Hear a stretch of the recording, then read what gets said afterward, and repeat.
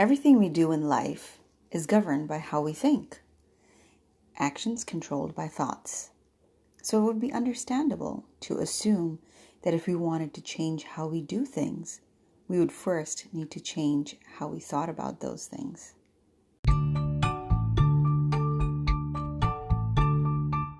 Hi, my name is Noni. Welcome to my podcast, Take Care. Here, I try and understand how life works and how we can become our true selves one step at a time. Today's episode is on positive thinking. A few years ago, I conducted a social experiment on myself. Anytime someone asked me how I was doing, I consciously tried on this big smile and used expressive words like wonderful and fantastic. And I tried to truly mean it. After a few weeks, I began to notice some changes. I felt happier, more cheerful. I had a more positive outlook on my day. And most of all, when people saw me, they flashed me back the biggest smile. They anticipated my reaction and acted accordingly. Because guys, smiling is infectious. I truly believe that my smile, no matter how forceful, had a positive effect on their mood. I'm sure you guys have heard about the benefits of smiling. Basically, smiling helps increase levels of dopamine, serotonin, and endorphins in your body. These hormones are there to help relieve stress, lower blood pressure, and cause a whole host of other amazing changes in your body. So our bodies need us to smile. And when we see someone else smile, it actually triggers a reaction in the reward center in the brain. Yeah, it's the same one that lights up like a Christmas tree when you give in to the craving for the chocolate or pizza. And all without the extra calories. So now, how do we make sure we smile often without needing to force it out of us? Since we can't walk around with our very own entourage of comedians all day, here's where positive thinking comes in.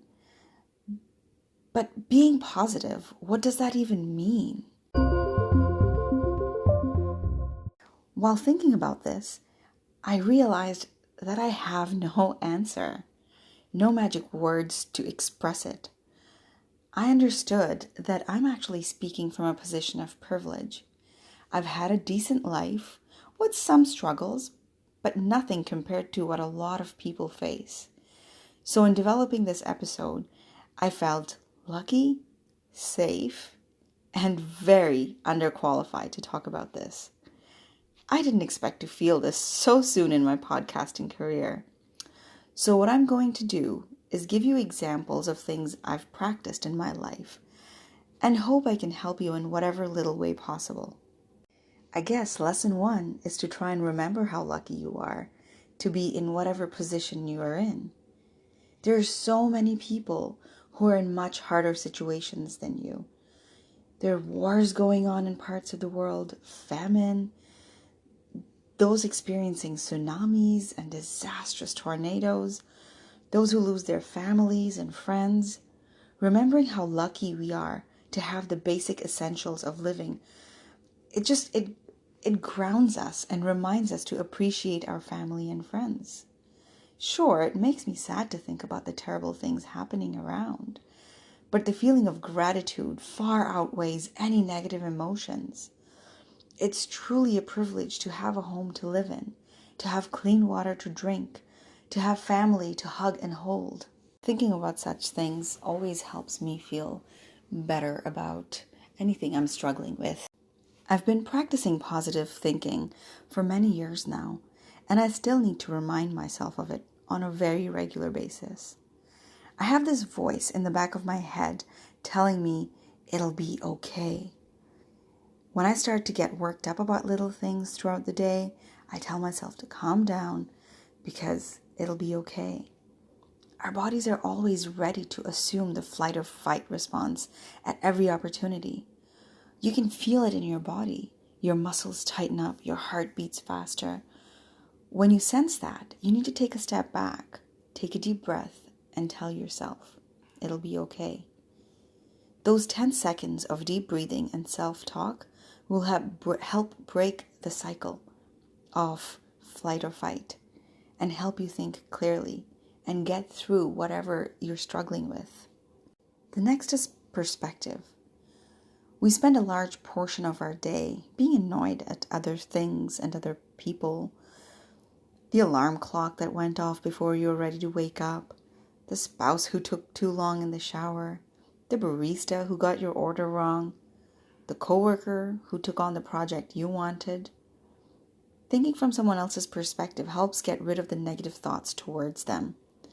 So, next time when someone bumps into you on the street and walks away, try to think of what they might be experiencing. Perhaps they're late for an important meeting. Perhaps someone close to them is in the hospital and they're going to meet them there. Or perhaps it was you who ran into them without realizing.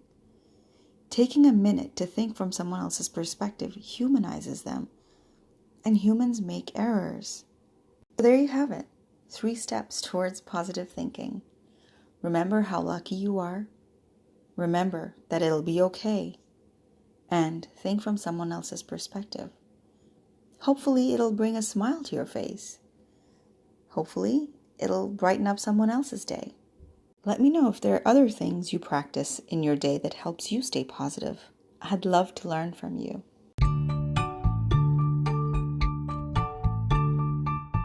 Thank you for joining me today. In my next episode, I'll be talking about grief. In the meantime, please stay safe, be kind, and take care.